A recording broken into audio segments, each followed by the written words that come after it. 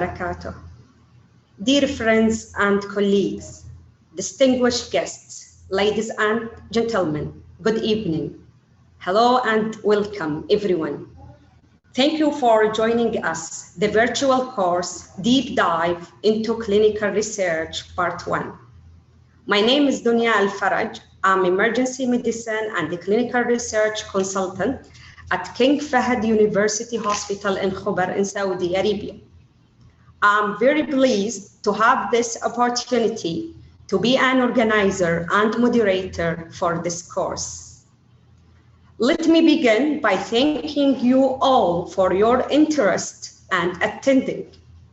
We are very grateful to be to the emergency department of King Fahd University Hospital. Special thanks to Dr. Amal Al-Sulaybikh, our chairperson, and the Academic Affair of Imam Abdul Rahman bin Faisal University for their tremendous support.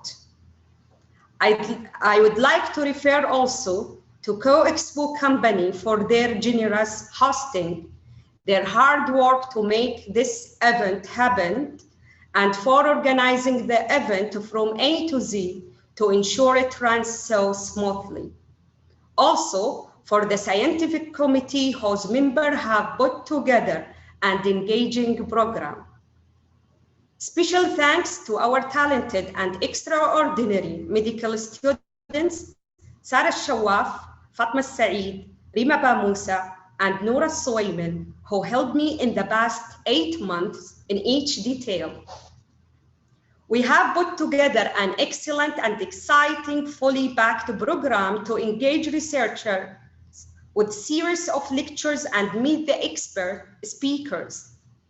It's organized for participants to establish basic comprehension of research, to which they can build upon as they go through the rest of the course.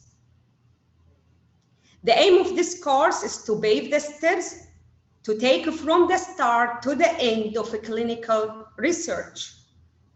Clinical research is indeed an important topic for all of who involved in a clinical field, because writing scientific papers and sharing them with others may change the clinical practice and convert it to evidence-based ones.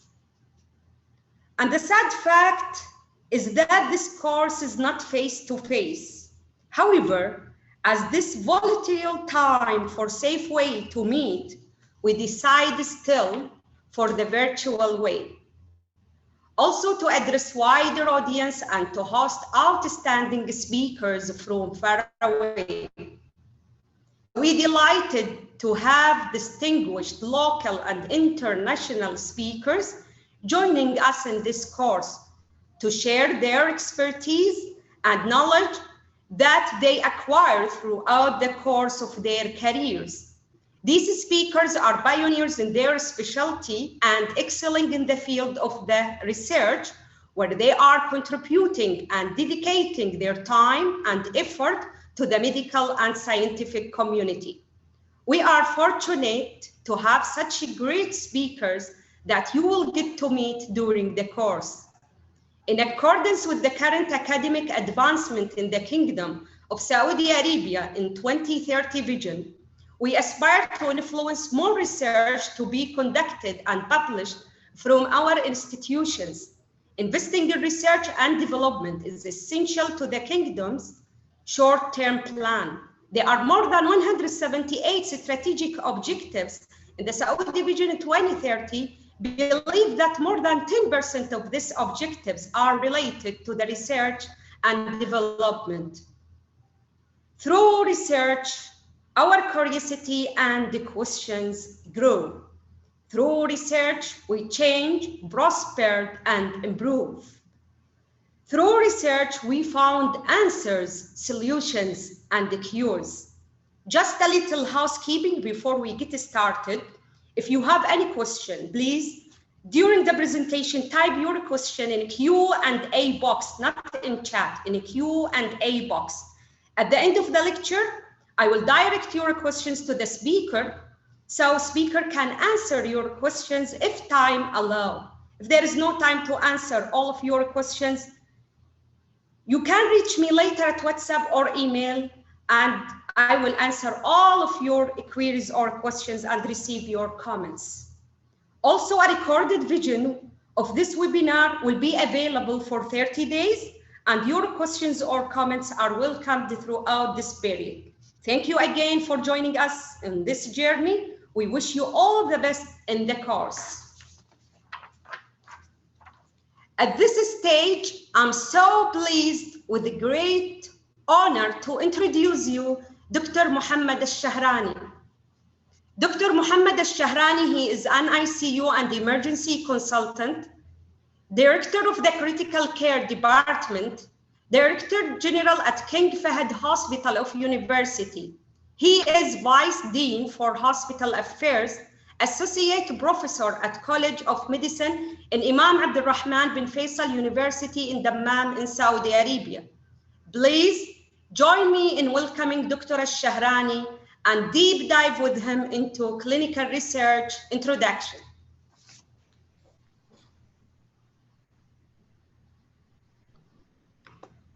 Assalamu alaikum. Good evening, everyone.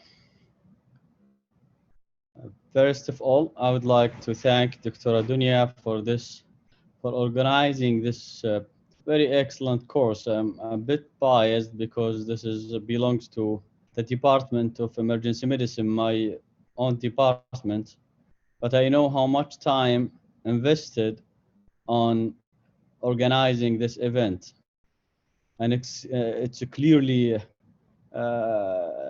so clear that looking at the program and the courses and the name of the speaker, the type of lectures we are going to attend during this activity is really personally, I'm one of those who will attend some of those lectures because of the expected rich knowledge that we will inshallah gain and enjoy. My talk today is, or the topic chosen for me is introduction, and it's introduction to medical research. And as you all know, introducing or talking about medical research is a very broad topic. So it's just an introduction because what we are going through, inshallah, next few days is the deep dive into each part of medical research or clinical research that you need for those who are interested to pursue their career in doing medical research. I think this is a very good opportunity and an excellent opportunity joining this course. So without further delay, my introduction is going to talk about why medical research is something that we all need. So when you talk about any kind of new knowledge or skills that we are need to learn,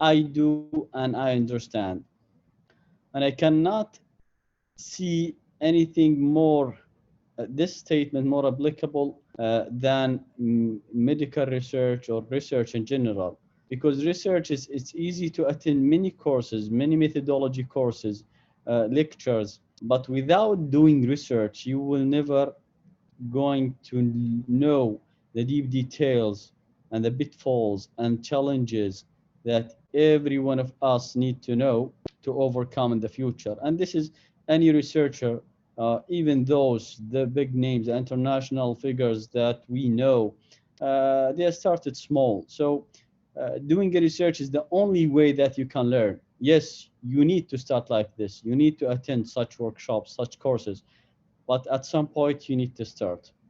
So let me walk you through some facts about medical research and how many research or medical research being published every day.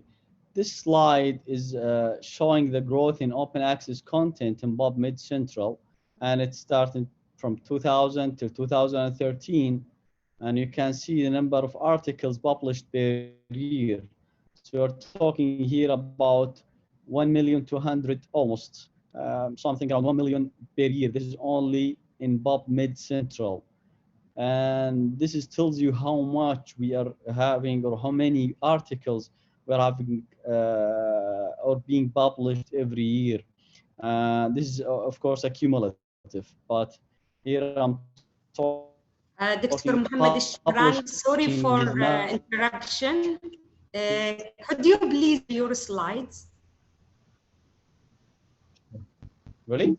Could you please share your slide? Share your slides. Give me a second. Thank you.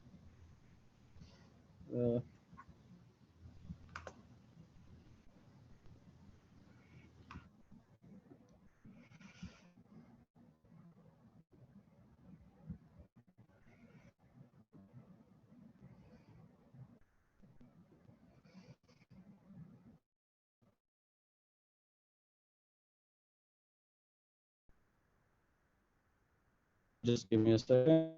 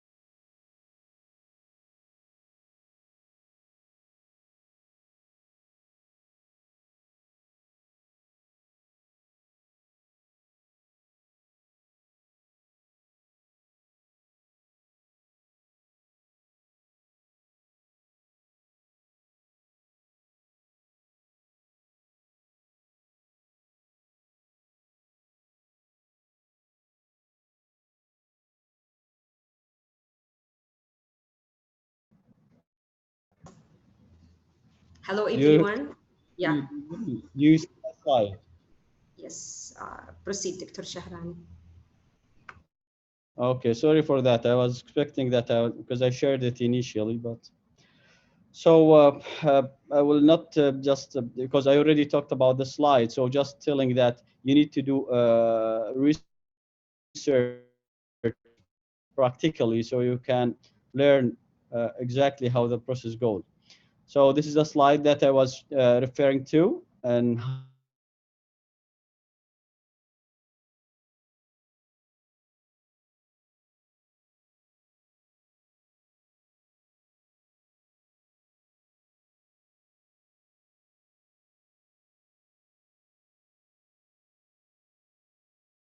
the process goes. See the numbers are huge, reaching 1 million articles on the PubMed. This accumulative of the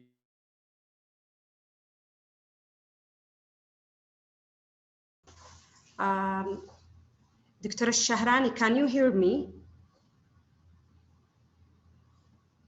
If you can hear me because your connection is weak and it is a disrupted, so if you can stop the video, and sharing your slide, but keep yourself unmuted.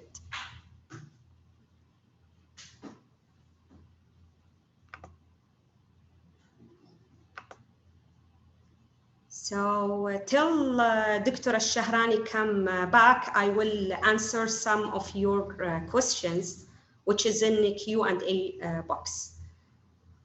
Dr. Al-Shahrani, can you hear me? Yes, Dr. Adunia, I don't know what's happening, but yes, can you please stop video so that will be better, but keep yourself unmute and share your slide. Yeah. Sure. Thank you. Okay, so let's see my slide again. So I hope things will be okay now. So anyway, there is a prerequisite when it comes to practicing or proceeding with medical research career that everyone should be aware, or at least having those kind of I mean characteristic or whatever you call it. But you have first of all to believe it's important. If you're just doing research for whatever any other reason, this will not be sustained unless you believe that doing a medical research is very important. And we all know that even the textbook that we are reading every day, the practice we are doing every day in the hospital, was based initially on a very good medical research or evidence. So this is a very important point. The second one is that you need to understand the medical research principles, and that's during this course. So some of those principles in order to start. In order to do something new, you need to understand the literature. You cannot just spend time and lot of efforts and resources, and you end up knowing that this work have been done many times and these questions have been answered many times. So this is very important starting point, that you have to read and interpret the literature and to know where are the gaps that you need to fulfill. And you have to be patient. So this career path needs people to be patient. Publishing, rejection, some big studies take many years just to be completed, and in order to disseminate the results and to see the implementation of those kind of results. The last and not least is being ethical. Medical research is a very sensitive area and should be always practiced with good ethics. And I know there is this topic will be covered very well during this course. So why we should understand the principles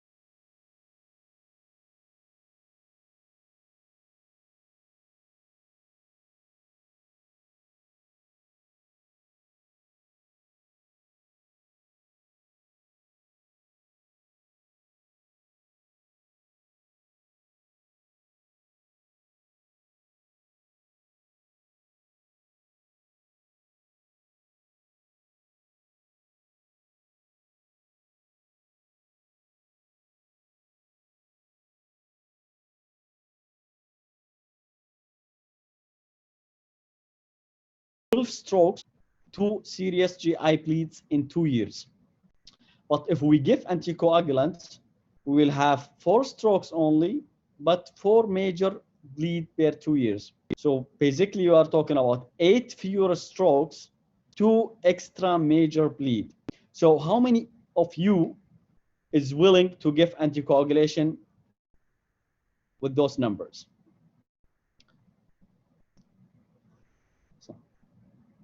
So if I will decrease the stroke by 8 and only 2, so say yes or no. Yes, it means yes, I will give anticoagulation. Yes, yes, yes. So yeah, I can see clearly most of the people willing to give anticoagulation because clearly there is major difference. There is very good improvement in the. So if I would say 8 fewer stroke, but 4 extra major bleeds, are you still willing to give the anticoagulation? Okay, so maybe people still giving. So 8 fewer strokes, 6 major bleeds. So that's the question. Still, most of the people in the chat saying yes. Someone said no, yes, no, no. So if I said 8 fewer stroke, but 8 major bleeds. Anyone willing? So said no, big no from Sarah here. Most of you guys, not one here is saying, Hassan saying you will consider. Okay, fair enough. So now we are talking about how much we as a doctor accepting benefit and risk. The same question was given to patient and physician. And let me show you the results. The red color is the patients, how many bleeds they are accepting. The blue is the physician. Guess what? Patients are willing to accept up to 22 bleeds in order not to live disabled. And that's, so this is kind of an observation that this is how patient thinks differently than physician. So when we consider doing medical research, we have to be aware how the patient think about, especially those with interventions. And actually the international guidelines always, not always, but this is the best guidelines. If they want to do a very good panel to vote, they invite patients to be part of the panel to vote for interventions versus not. Okay, so let us move forward. So why we need a good quality medical research? I will go quickly over a few things that we all know, that if we are not good in reading and knowing and understanding the results of research, that can be, fooled or abused by companies' representative, especially the pharmaceutical companies. So you need to understand the numbers.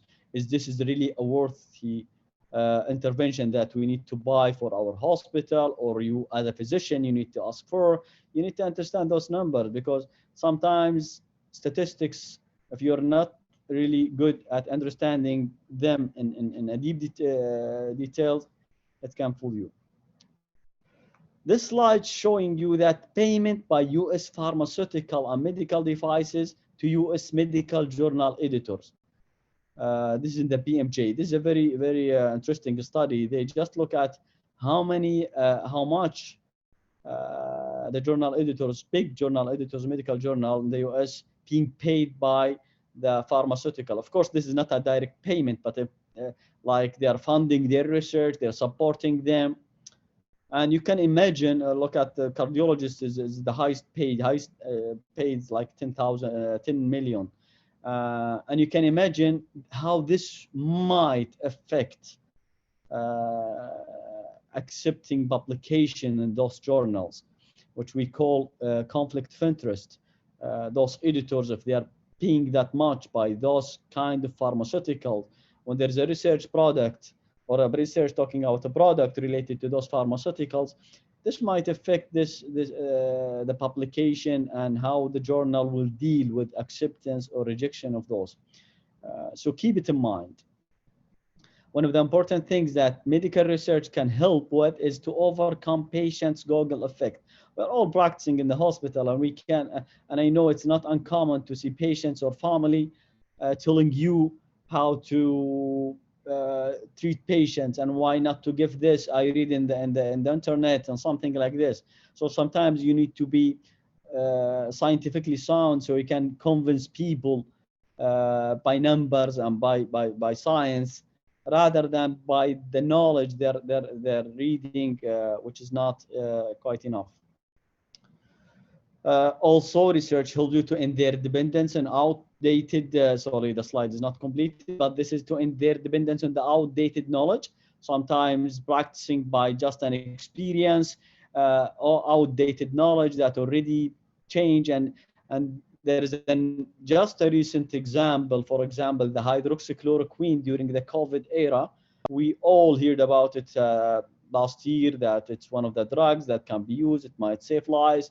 But later on, all the large randomized control study proved that it's not. And actually, the recent one, the huge meta-analysis published by the WHO group, showing it might be actually harmful.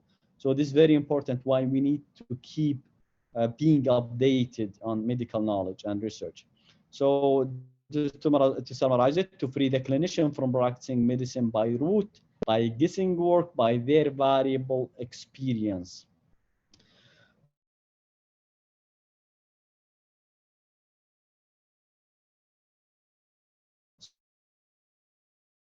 So